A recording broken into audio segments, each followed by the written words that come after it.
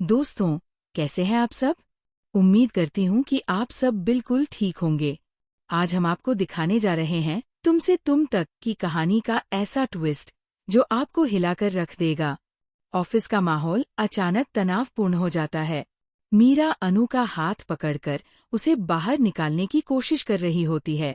वो अनु को termination letter थमाते हुए कहती है, तुम्हारी यहाँ कोई जगह नहीं है।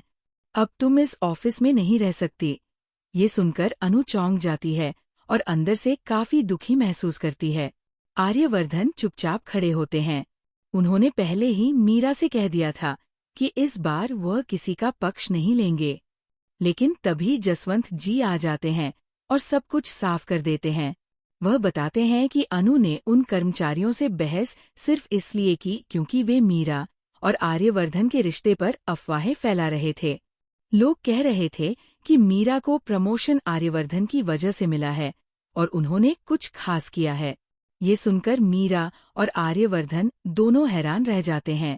आर्यवर्धन तुरंत मीरा से कहते हैं, देखो, बिना सच्चाई जाने तुमने अनु को निकालने का फैसला ले लिया, जबकि अनु ने सिर्फ तुम्हारे सम्मान की रक्षा के लिए ये कदम उठाया था।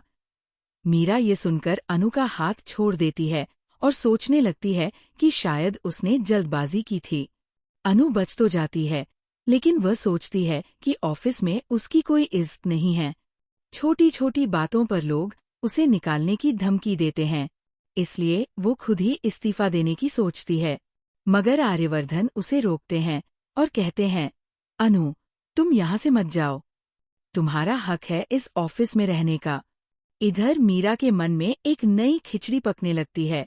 वह सोचती है कि अब वह आर्यवर्धन को अपने प्यार का इजहार कर सकती है और उन्हें अपनी जिंदगी में शामिल कर सकती है।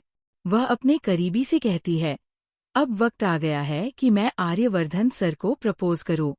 मगर उसे जवाब मिलता है, तुम्हें खुद ही कदम उठाना होगा।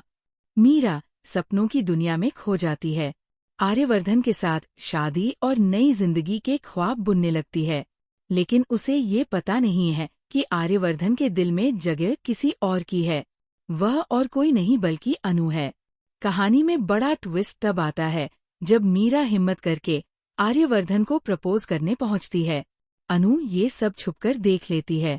मीरा कहती है, सर, मैं आपको पसंद करती हूँ और आपके साथ अपना भविष्य देखती हूँ। लेकिन आर्यवर्धन का जवाब उसे तोड़ देता है। वो कहते हैं, मीरा, मेरे किसी भी रिश्ते का भविष्य नहीं है, कृपया यहाँ से चली जाओ। अनु ये सुनकर गहरी सोच में पड़ जाती है। उसे समझ आता है कि आर्यवर्धन किसी पुराने जख्म की वजह से आगे नहीं बढ़ पा रहे। उनकी पहली पत्नी की यादें उन्हें बार बार रोकती है। अब अनु समझती है कि उसे धीरे धीरे आर्यवर्धन के दिल में जगह बनानी होगी और मीरा के झूठे ख्वाबों से दूरी बनाए रखनी होगी। दोस्तों, ये तो अभी शुरुआत है। आगे कहानी में जो होगा वो और भी रोमांचक और खतरनाक होगा।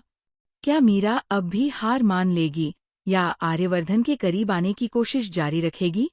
क्या अनु अपने प्यार का इजहार कर पाएगी और क्या आर्यवर्धन अपनी अतीत की कैद से बाहर निकल पाएंगे? फिलहाल यही रुकते हैं, फिर मिलेंगे एक नई कहानी और धमाकेदार ट्विस्ट के साथ। तब तक खुश रहिए, सलामत रहिए और देखते रहिए द ड्रामा सीरियल हिंदी।